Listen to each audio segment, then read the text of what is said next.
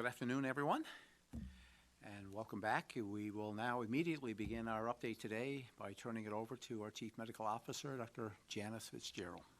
Thank you, Premier. Good afternoon, everyone. Thank you for joining us today, and welcome to Alert Level 4.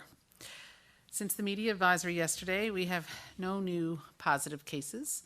The total number of cases in our province remains at 261, with 243 of those cases in Eastern Health, 8 in Central Health, 4 in Western Health, and 6 in Labrador-Grenville Health. 52% of cases are female and 48% are male. And by age, we have 22 under the age of 20, 38 between 20 and 39, 39 between 40 and 49, 58 between 50 and 59, 57 between 60 and 69, and 47 who are 70 and above. 4 people are in hospital due to the virus, and of these patients, 2 are in intensive care. 244 people have now recovered, and we have tested in total 9,900 people. Today, we are moving to Alert Level 4, the next phase of living with COVID-19 in our province. This has come to fruition because of the incredible perseverance and commitment that we have collectively demonstrated over the past 2 months. Thank you again for doing your part to protect your loved ones, yourself, and the most vulnerable of our society. While moving to the next level is indeed a positive thing, I can't emphasize enough the importance of proceeding with extreme caution as we gradually lift some of the public health measures in place. So some of the things you'll see, some of the measures you'll see lifted are related to gatherings, outdoor and recreational activities, healthcare services, and business operations. I should say relaxed, not lifted completely. It has taken us 2 months of significant sacrifice and discipline to reach this point, and we must not risk losing the gains we have worked so hard to achieve. I would like to clarify today that while gatherings for funerals, burials, and weddings are now expanded to 10 people, including the officiant, visitations and wakes remain prohibited. The expansion to 10 people does not mean individuals can now host backyard or dinner parties or large family gatherings. That time will come, but is not here yet. We have been also asked whether in-person meetings of up to 10 people, such as those held by community boards and town councils, may now reconvene. Given the availability of technology, meetings of this nature should continue to take place virtually for now. But this will be considered as we move through the phases of our provincial COVID-19 alert system. I would like to remind businesses and workplaces reopening today that this is not business as usual.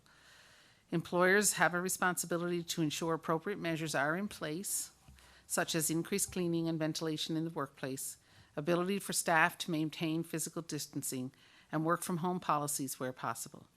Employees have a responsibility to continue to practice the personal public health measures that have become so ingrained in our daily lives. This includes maintaining a safe physical distance from others, washing your hands frequently, covering coughs and sneezes, and staying home when you are unwell.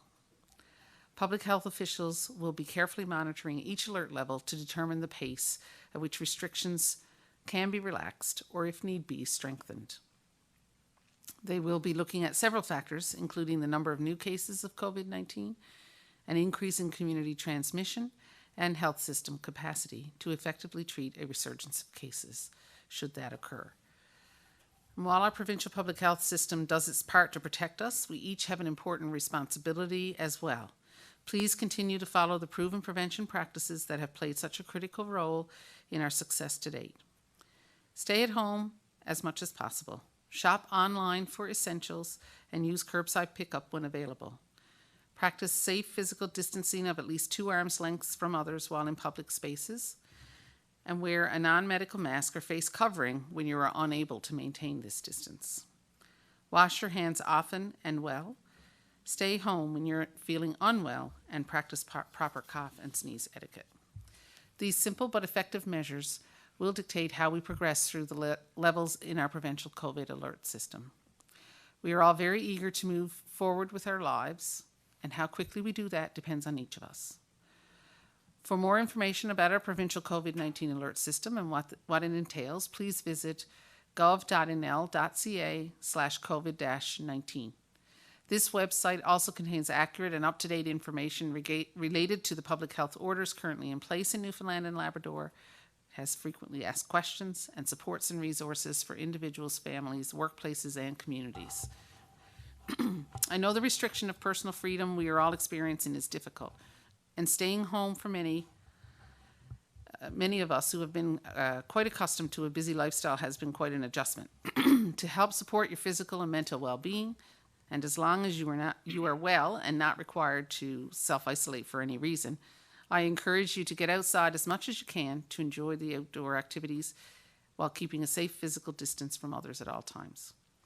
Activities such as walking, hiking, or bike riding can do wonders for our physical and mental health, and can be enjoyed with members of your double bubble. Please remember that while municipal parks are now open, playground areas within these parks remain closed. This is for the health, safety, and protection of our children and families.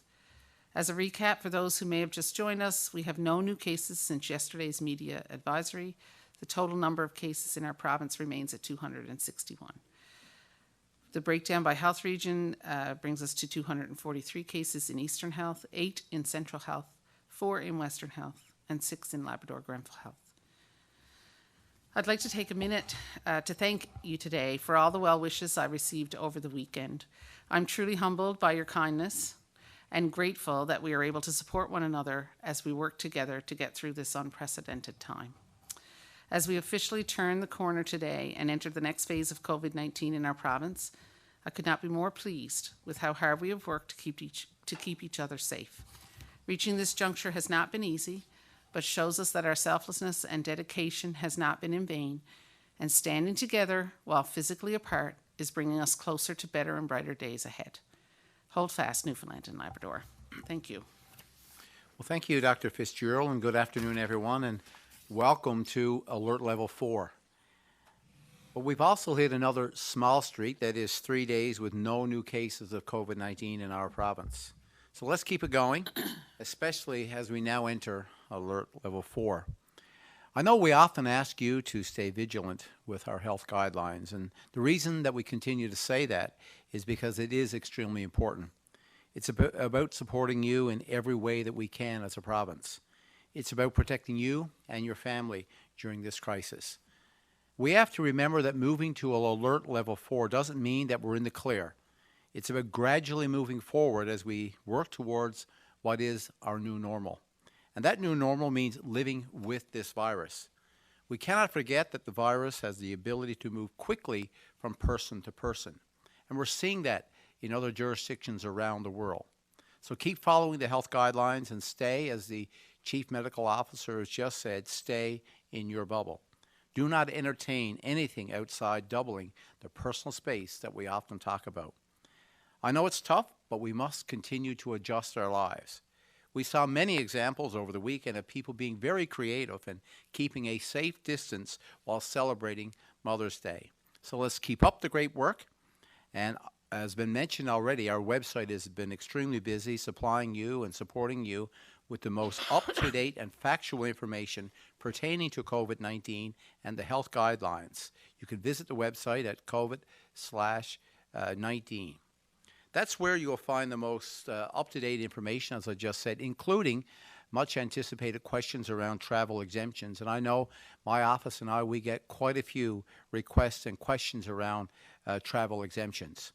So now if you believe that you qualify for an exemption to enter Newfoundland and Labrador, you can fill out the travel restrictions exemption request. That form is now available online. It's fillable online, and then you can send it back in. So just look under the tab Public Health Orders and you'll find the exemption request form. Now while you're there, under the tab Resources, you will find also a variety of supports for a number of areas, including individuals and businesses. Now today, the federal government announced further supports for medium and large businesses. These are supports for businesses that have been affected by this virus. It is about protecting jobs and safeguarding our economy. They announced a new program today. It's called the Large Employer Emergency Financial Facility. It's a program that's open and available to large for-profit businesses, but also certain not-for-profit businesses such as airports who are struggling right now. And this is about the businesses that have an annual revenues of $300 million or more. But it's also there to support you while the federal government has been in another area for the medium-sized businesses, and that's the Business Credit Availability Program. So these are two new supports that the federal government has announced today. So for those mid-sized businesses, you'll see support there for loans up to $60 million and guarantees up to $80 million. So once again, for further information, you can go to our website under the tab Resources. And this was announced today, so more details will be coming out over the next day or two, and we'll be sharing the details and the specifics as they become available to us. So we also look forward to a new week as we kick off recognizing another group of people that we can count on every day in our lives. Within the last few months, we have come to rely on them, now more than ever. And of course, they are our nurses. Today marks the start of National Nursing Week, and I'm going to join the legions and thousands of people who are honoring them today. Anyone who has ever met a nurse, they know that they are indeed a special kind of person. We can talk about their professionalism, we can talk about their compassion, their caring, their skills, and their commitment. But this isn't new. Those are words that we use to describe nurses every day of the year, not just this one week. Now, in the midst of the pandemic, it is even more aware of the work that nurses do and the importance of it. While we often shelter in place, well, nurses, they go to work to protect us, not knowing what they'll face in the run of a day, let alone an hour. Actually, in a nursing life, things can change by the minute. The thing is, our nurses, well, they do what comes naturally to them as they go to work and they care for those who are sick and vulnerable. And then when they leave work, they go home to their families, their parents, their siblings, their spouses, and their children. Now, I've heard many stories of nurses who are physically distancing at home. They do this to protect their own families, but also to protect them from bringing this virus back into the work life. Nurses, as we know, have always made many personal sacrifices to care for us, and they are certainly doing that even more today as we deal with this pandemic. Some people say that it's trite to talk about medical professionals and using the terms like superheroes. Well, I can't think of a better word to describe our nursing professionals. So as you look around us, it could be your daughters, it could be our sons, their moms, dads, friends, neighbors who are nurses. We are proud of you. And so for everyone, reach out and send a thank you. They are truly the superheroes in our community. And think about it, was only just a few weeks ago that the World Health Organization also designated 2020 as the year of the nurse and the midwife in honor of the 200th anniversary of Florence Nightingale's birth. And of course, we all know how important she was to the nursing profession. So on behalf of all Newfoundlanders and Labradorians, once again, thank you, nurses, for your efforts, your strength, and the compassion that you provide. Now, in keeping with the topic of health, the need for blood is constant. So if you're healthy and you're able to provide the gift of life, think about contacting the Canadian Blood Services to book an appointment. They manage the national blood supply of blood products, and we know that in big events like weather, like holidays, tragedy sometimes happens, and the supply can be negatively impacted. Now, each and every one of us, well, we have a blood type. And just a few examples of what the supply would look like. If you're B negative, it would be a 5-day supply.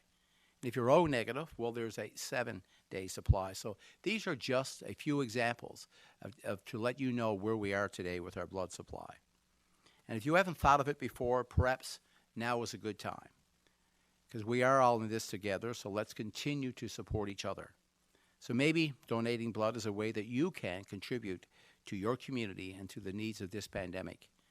So they also have information at the Canadian Blood Services about organ and tissue donations.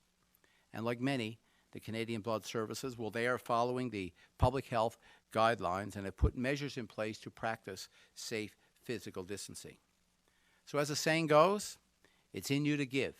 So consider making an appointment. It's something that I know that I will be doing very soon. So let's continue to look out for one another, The time is now.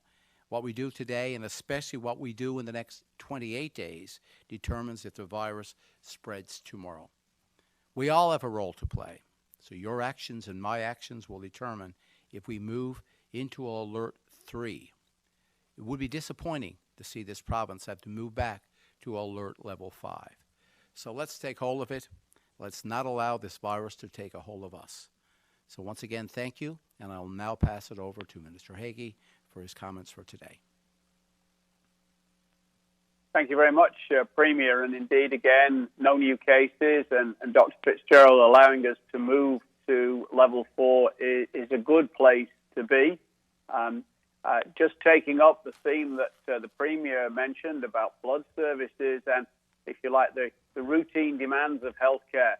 Certainly, there have always been regular healthcare issues that have continued through the COVID situation. And we've heard discussions back and to about how these can be and should be managed in the context of a crisis. And certainly, having to engage with physical distancing and to try and cut down on traffic in facilities, we've seen a shift in the way healthcare has been provided. We've had nearly 100,000 virtual consults across the province since we opened the door to that, allowing physicians and patients to connect directly with really whatever software they chose, and indeed even with the phone, should that be the only way for those of you who may have had challenges with internet access. This week marks a change in that the regional health authorities now will begin to look at how to bring back some level of planned services. They had kept going with emergencies, and they had kept going where possible with cancer-related surgeries, keen to reduce the occupancy of the beds in case of a surge that produced a strain on the healthcare system. The first wave certainly seems to have passed, and we have done very well as a province, both from the point of view of the way Newfoundlanders and Labradorians have heeded the advice of Dr. Fitzgerald and others, but also in the way the health system has adapted itself to cope. We need to continue to bear that in mind, because it will not be business as normal for the regional health authorities this week, or indeed when you move into Alert Level 3 once we get to that stage. This is a gradual ramping up. And we need always to have in mind that there will be a second wave, and the healthcare system has to be in a position to respond to that with really the potential for very little warning, and we need to work out what that should look like.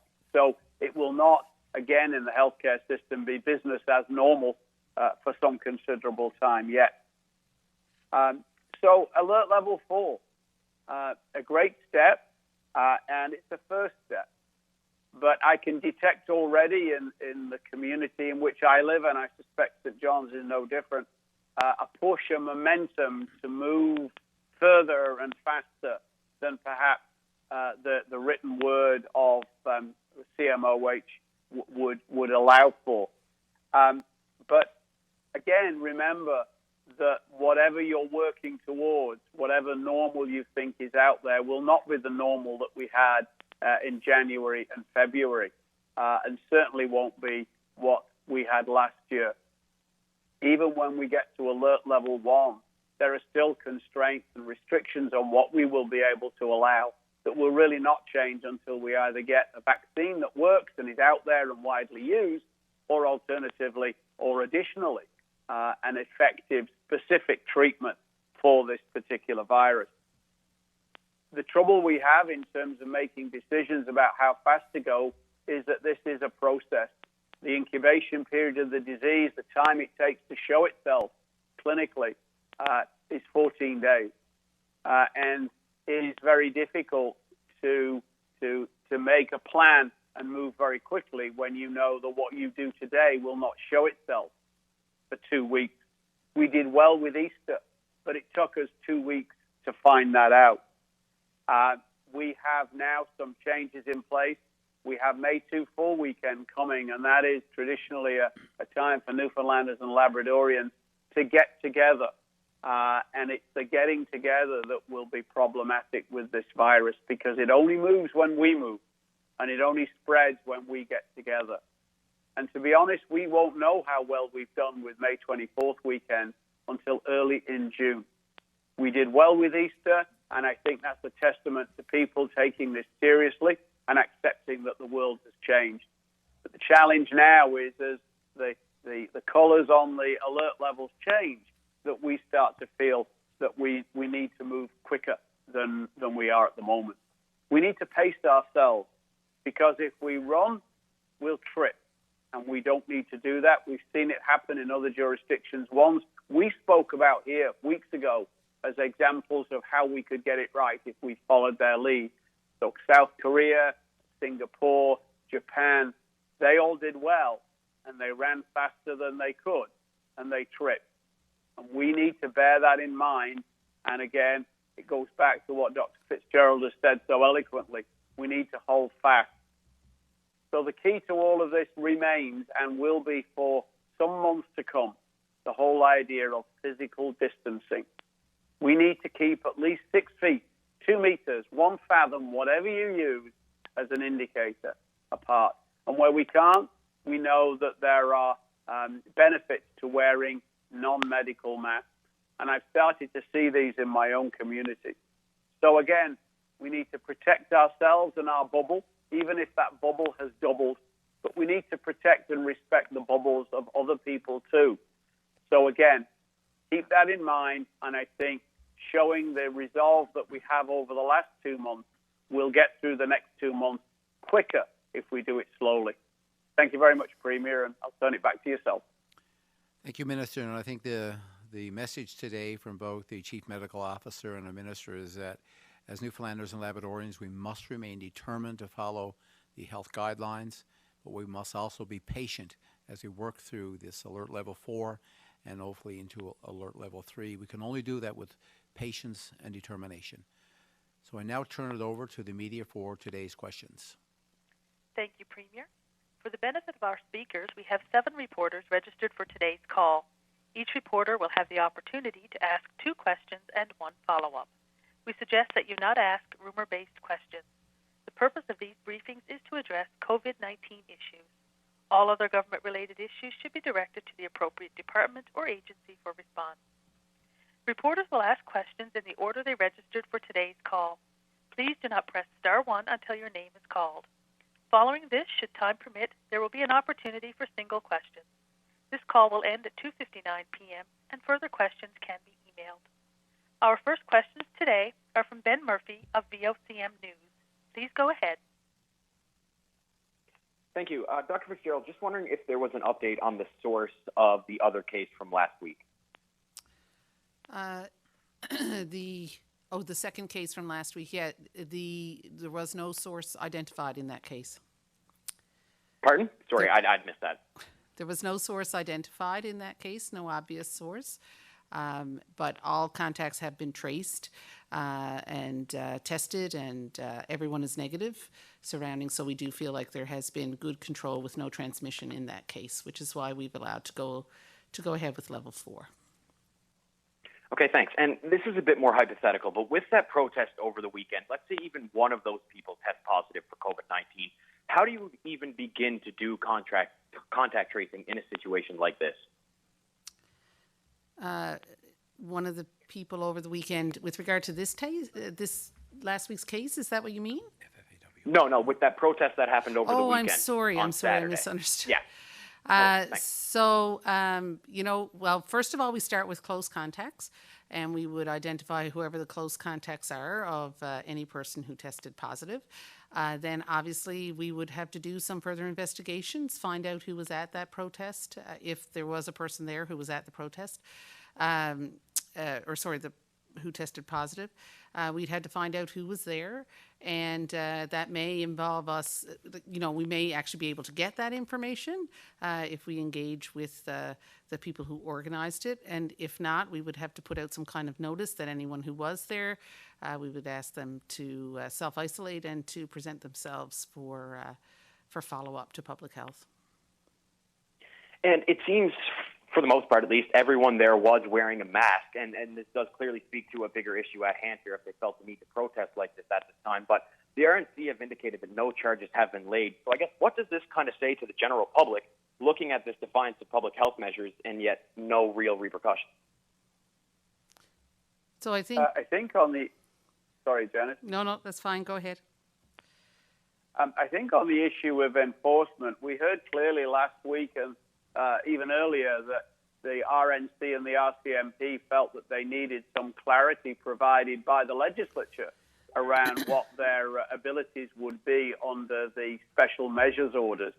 My understanding now is that having gone through that debate and the public debate, a very valid one about the balances between personal freedoms and public health greater good, having gone through that debate, I have not had any feedback from the RNC or RCMP or Justice and Public Safety that peace officers do not now have the tools they need to enforce the measures under the Public Health Act as it stands at the moment. So I can't speak to that. That's an operational issue.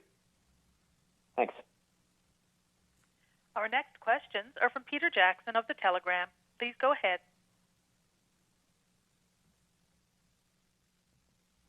Hi. Is there any update you can provide with regards to testing on the patient that was moved back to ICU 9 days ago and precipitated the mass isolation of staff at the Health Science Centre?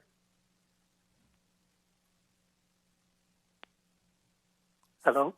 Hi. Okay. Sorry. I don't have an update on that patient's condition at the moment. And as far as I know, everybody who was around, or all the staff members that have been tested, none have tested positive to date, and none are unwell. Okay.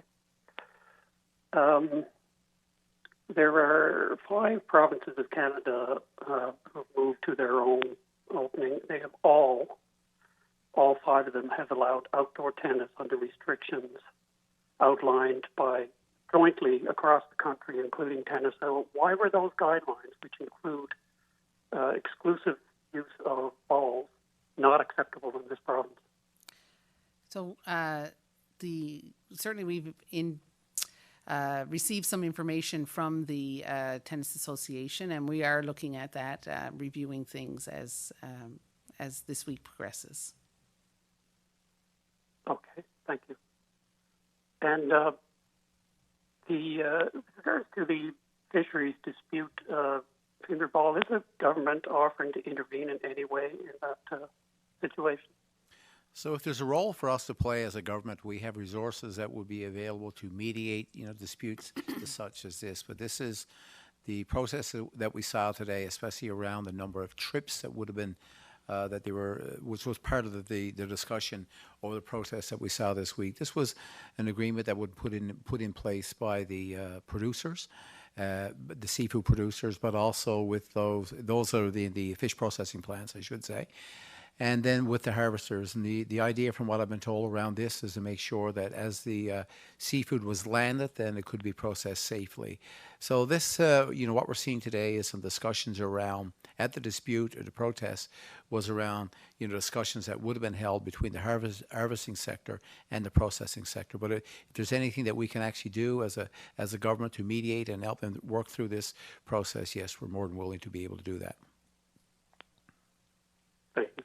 Our next questions are from Peter Cowan of CBC News. Please go ahead. Question about the exemptions for Dr. Fitzgerald. You've talked about offering compassion. We talked to a woman who is originally from here, lives in Alberta. She was denied permission to come home after her mother died unexpectedly. She wanted to be able to come home, isolate for 14 days, and so the family could then have a small 10-person funeral. Why would that not qualify for an exemption? So I can't speak to specific exemptions. I'm not evaluating every single one. As you can imagine, there have been many that have come in. Certainly there is an appeal process in place, so if somebody felt that they received a rejection and wanted to appeal, they could certainly do that. And that will be looked at with the same urgency. can you explain what is that appeal process? Who then would look over it and has the ability to change essentially the position on whether or not an exemption is granted? So sometimes that means we need more information, or it may mean that a new information comes to light.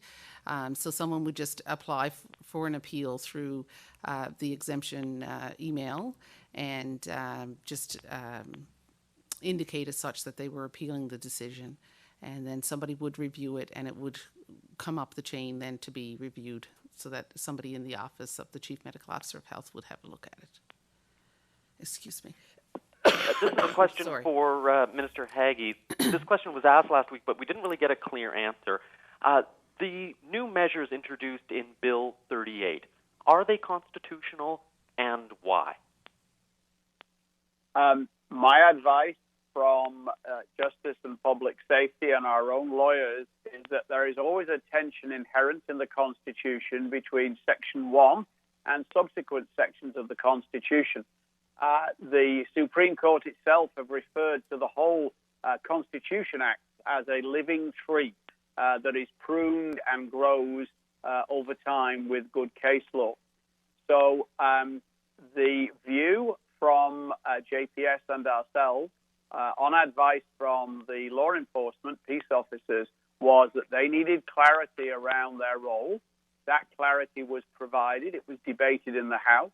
At the end of the day, the tensions built into that, the way the Constitution and the Charter of Rights is framed, allows for rights to be abridged or reduced only to the extent that is necessary for the greater public good. Whether or not our actions meet that test would be a decision a court would take should someone choose to challenge it. Our next questions are from Marie Isabelle Rochon of Radio Canada. Please go ahead. Yes, hi. I was wondering, can people have their vacation at home this summer? So can residents of Newfoundland and Labrador go sightseeing and rent accommodations in other towns in Newfoundland? So there's a program that's currently being developed now within the department responsible for tourism. And that department is looking at the options of promoting the whole idea of Newfoundlanders and Labradorians vacationing in their own province. Of course, right now we need to work with the public health officials, like the Chief Medical Officer, to make sure that we can actually do that safely. So if we follow the rules, we follow the health guidelines, we get to alert level 3 and beyond, is only then that we can able to make the safe decision of a travel amongst Newfoundland and Labrador.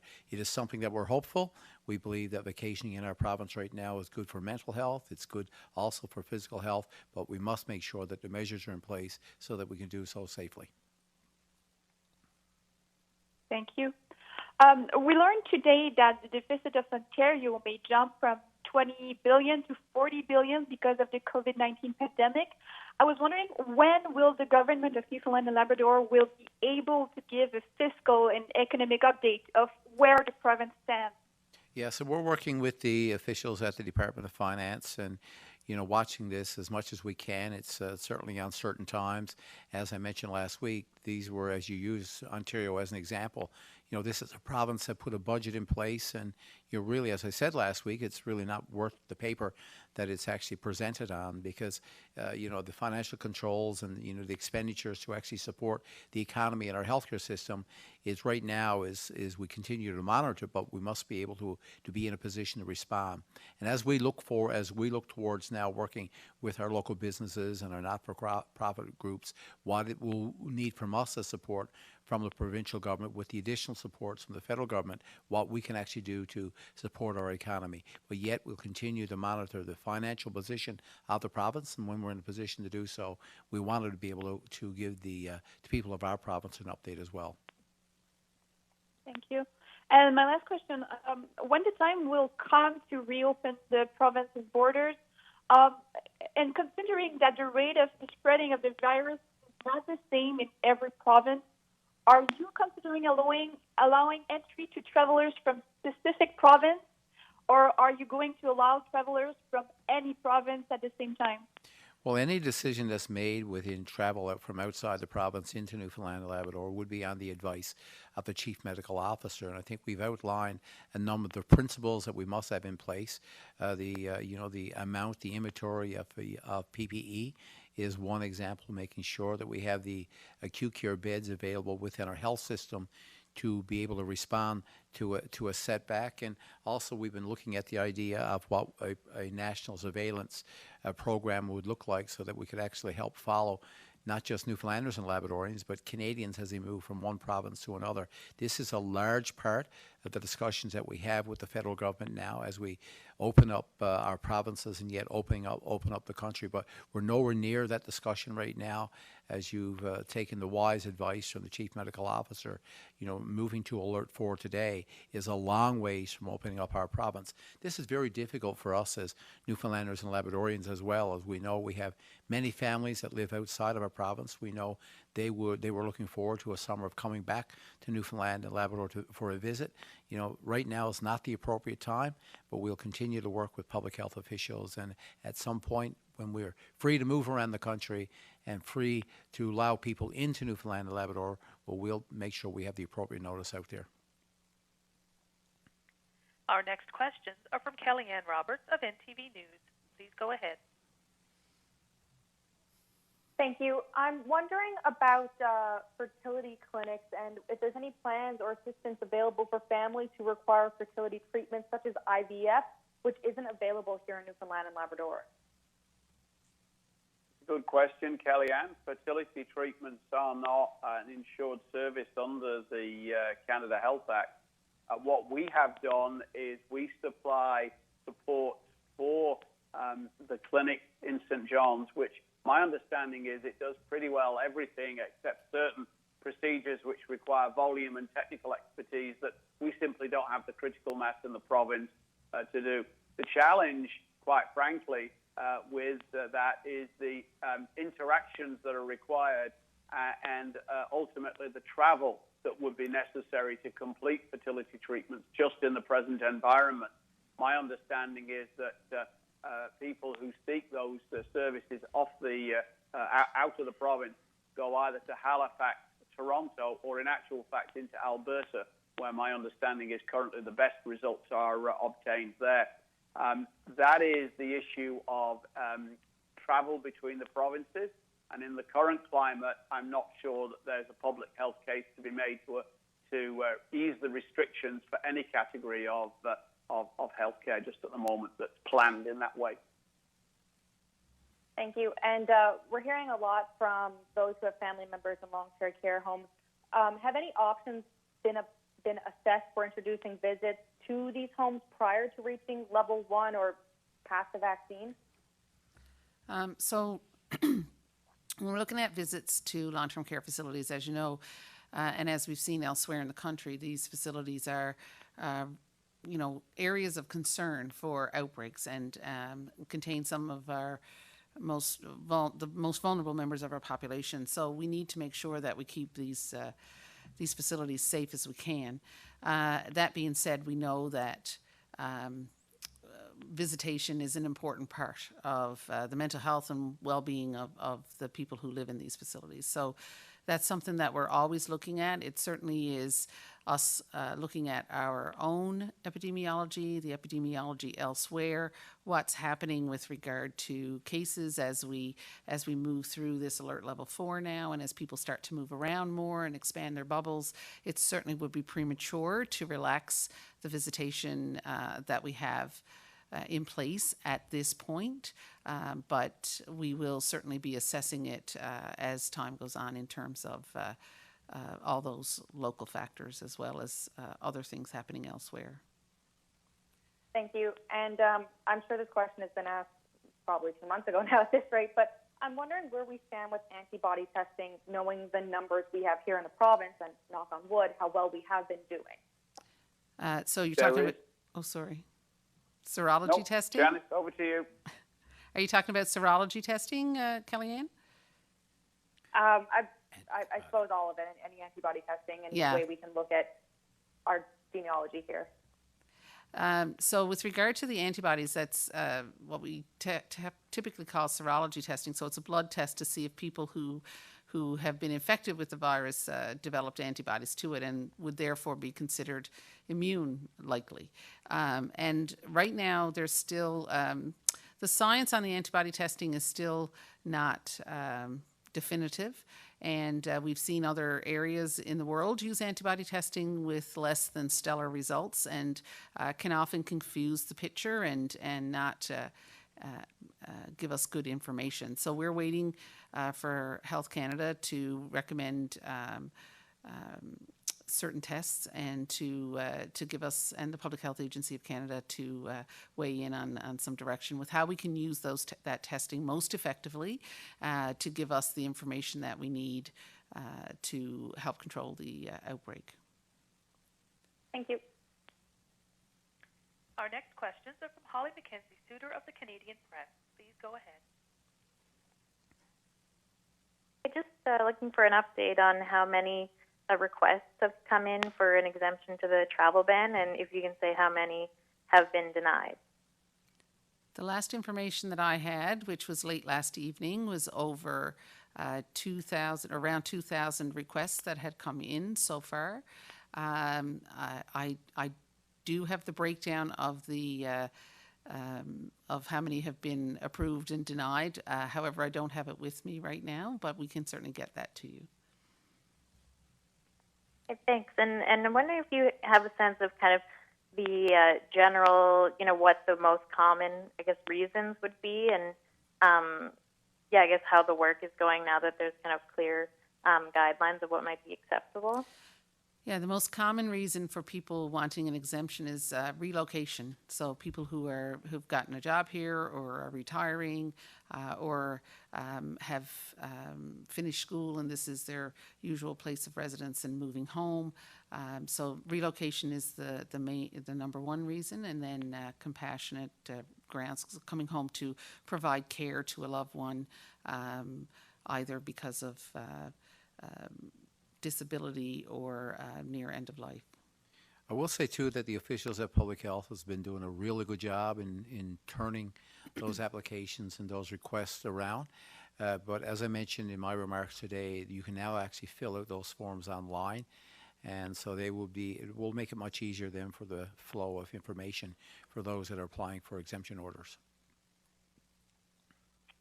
Great, thank you. And last question about the Curl Lake outbreak that was brought up last week. I'm wondering how many people in Newfoundland and Labrador have been tested since Dr. Fitzgerald advised them to reach out last week. So as of the latest numbers that I have, I think was 30 or to 35 had been tested. And as we said last week, one person related to Curl Lake had tested positive, but that's the only one that has tested positive so far. Our next questions are from Elizabeth Witt of All Newfoundland Labrador. Please go ahead. PC official opposition finance critic Tony Wakeham sent out a list of immediate actions he'd like to see the government adopt in order to support local businesses, and it includes, a buy local campaign, rent relief, and e-commerce programs. Does the government plan to adopt any of these measures? Well, the rent relief program is one that we talked about. This is a cost-shared program, so this is already one that we're willing to participate in. And so there's a whole host of things right now that we're analyzing, doing research on how we could actually support our business community. Some of those are regulation changes that we can actually do to support them actually as they move through. So there's a bunch of things that we're currently looking at now. We need to get those things, of course, costed up to some degree as well. So one thing we do know is that we will be there to support our business community, working with the federal government as well. So, what we're trying to do is make sure that we complement the federal government announcements, and then we complement that with some measures here in the province as well. And that's the reason why we put together a team to go out and do some consulting with our local businesses to make sure that we meet their demands and that what we can do that specifically help them. That's where the best information is, and that's why this level of engagement with the business community is so important. Thank you. And recently, 8 million masks were rejected by the federal government because they didn't meet standards. Were any of these masks meant province? And do you know how many PPE have been rejected by the province because they don't meet a certain criteria? It's hard to say exactly which of those would have been intended for Newfoundland and Labrador. If it was through the federal program, we get a pro rata share of what comes in. So I can go back and check on that. What I do know from our own purchasing experience directly as well as through the federal government is by and large, we actually never get to inspect the product more often than not. And the deal falls apart at that stage when our agents abroad either can't get access to the factory to inspect the product or are denied entry to the aircraft to inspect the product. Under those circumstances, the deal falls through, and that's happened at least 3 times that I'm aware of. So right now, what we have at the national level, which is a big part of our discussion that the minister just mentioned, is a level of PPE, and for any province to properly reopen, as been mentioned, or us to move from an alert level 4 to 3, we must make sure that we got the appropriate level of PPE. So the federal government has put, or they're monitoring this very closely. They have it in really 2 different sections where there's 6 items that are very closely being monitored. And your example of N95s, surgical mask, gowns, gloves, ventilators, and so on are just some of the examples that will be deemed, obviously essential to have. And there's some other things, another 10 items that are being monitored. So what they've been doing now is following up very closely with the provinces. As the minister said so many times, we place an order. We very rarely get anywhere close to what the order would have been, but so far we've been able to maintain a level of service no different than any other province across our country. So PPE is essential to actually, as all provinces and the business starts to reopen up for the new economy. Thank you. And 244 people have now recovered from COVID-19. Have there been any notable concerning health complications that have been seen in other jurisdictions? To date, no, I haven't been made aware of any. That is something that we will be looking at sort of going forward to see if there were any long-term consequences. That research will be done. Thank you. We're now going to take one quick question from each reporter, starting with Ben Murphy of VOCM News. Please go ahead.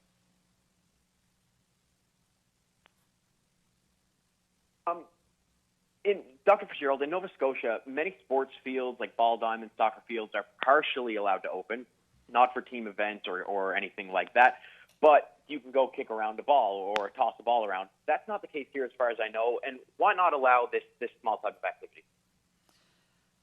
Because we want to reduce the possibility of people interacting with each other outside of their own bubbles, and the more you open up these sorts of things, the more chances you have of that happening. So we are taking things slow. We have opened up, many of the municipalities now have opened up their parks, and we have asked that outdoor spaces like parks be allowed to be open so that people can get out and enjoy some activities within their own bubble. We'll be monitoring things. We'll see how things go. And, as I've said before, this is not hard and fast. If we see that, if we see how things are progressing and we look at our own local epidemiology, we feel that certain things can change, then that can happen. But for right now, we have to take things slowly and we have to see what the effects of those changes will be. So I know it's really hard, and as the weather gets better, people are going to want to get out, but I do ask for people's patience, and we will get there. Okay, great. Thank you. Next, we'll hear from Peter Jackson of The Telegram. Please go ahead. Hi. I asked this on Friday, but I wanted to get an answer from Dr. Fitzgerald, and that is in-home regulated daycare, people who are providing daycare in their home, they're bringing children into that will inevitably intermingle with their own children. They can't get health officers or anyone else to inspect anymore as they're required. How are they supposed to stay safe? So are these unregistered day homes? Was that? No, regulated family child care homes. Okay. Are you asking if they're able to have someone come in and well, from my understanding, they're not. So I'm wondering how they're supposed to make sure that they're doing the right thing, even though they have children from a bunch of different people coming to their home. So we've engaged with the Department of Education and Early Childhood Development, and we have certainly given advice about childcare facilities, and that would include regulated day homes. So there has been advice given, all that same advice would apply with regard to making sure you keep things clean.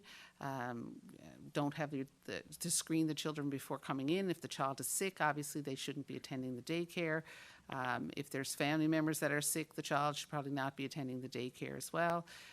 So there are those same screening measures that are in place for any daycare that would apply in those situations. Yeah, Peter, given these were very different situations back a few weeks ago when we made provision to support families and essential workers for, which would be government funded and paid for by the government to the families for daycare. So it was left up to the families at that point, either regulated or non-regulated, to for them to make a decision where they could, which would be the safest way to provide that daycare. Many families have made a decision to actually work with a family member as opposed to going into even a regulated or shared childcare spaces. So right now we've worked very closely with the families to make sure that they could have their children safe, as the Chief Medical Officer has just mentioned, in regulated centers, but give them the option to work with their close family members as well, which was, as we said earlier, the preferred option. The next question is from Peter Cowan of CBC News. Please go ahead. As private healthcare clinics look to open, we've got some businesses opening. What's the province doing to try and help them source PPE, considering it's been a struggle for even the province to get it, let alone, for example, like a family doctor's office? We have worked very closely with the NLMA and the RHAs, Peter, to make sure that any family physician who wants PPE has a source and a location where they can go and get that. We have, whilst you're talking about private offices opening up, there has never been a bar to primary care practices seeing urgencies or emergencies. We have some evidence that has continued from older billing data for sure. So the challenge from our point of view is around PPE in general. And as the Premier referenced, it's always light and it's always late. So we have our own internal RHA sources, and we broaden that to include personal care homes and primary care providers.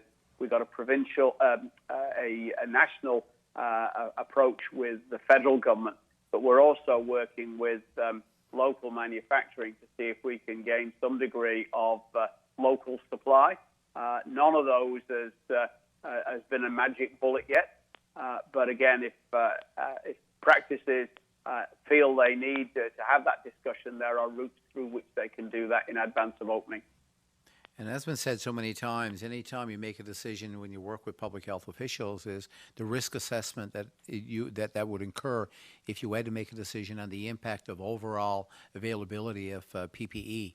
And that is part of that risk assessment as you make a decision whether any service would open up, what would the demand be and the capacity of PPE for the province. Our next question is from Marie Isabelle Rochant of Radio Canada. Please go ahead.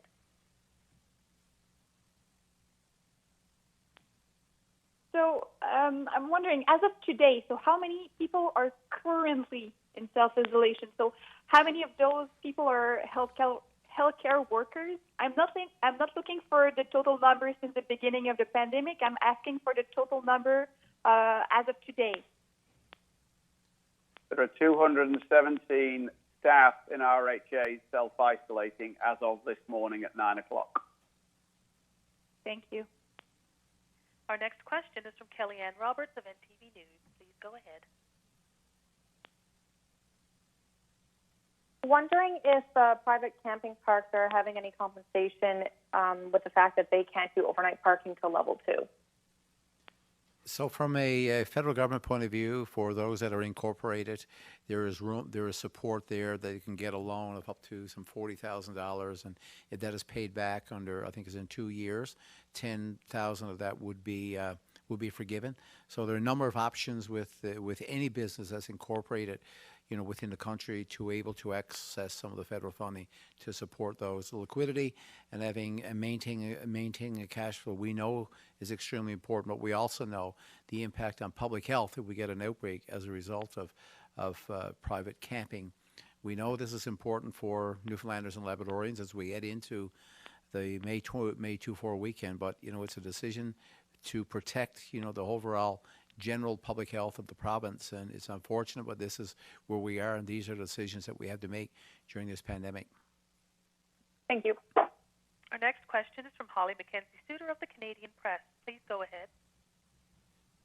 Looking for, I guess, what you're watching for in terms of kind of possible areas of concern during level 4 that may not have already been addressed in briefings and stuff like that. So we will be looking at not just the number of cases, but what the trends are in the number of cases. So are we seeing a sporadic case here or there? Or are we seeing a gradual increase in the number of cases day by day?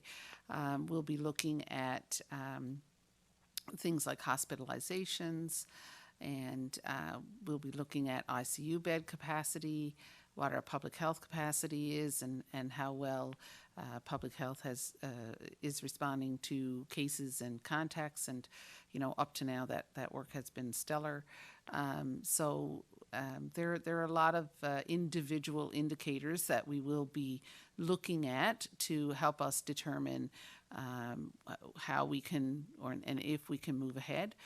None of them are taken on their own. They're all taken in consideration of each other and in the context of our local epidemiology and what's happening elsewhere in the world. Our final question is from Elizabeth Whitten of All Newfoundland Labrador. Operator, if you could extend this call just past this answer so that we can get the full answer on the call today. Thank you. Please go ahead, Elizabeth.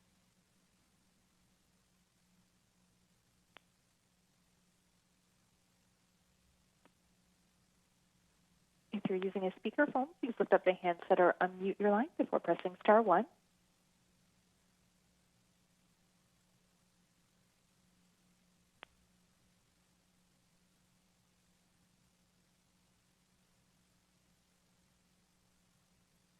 If there are no further questions, the time for questions has ended. Please join us again tomorrow at 2 p.m., 1:30 in most of Labrador. Have a great evening, everyone.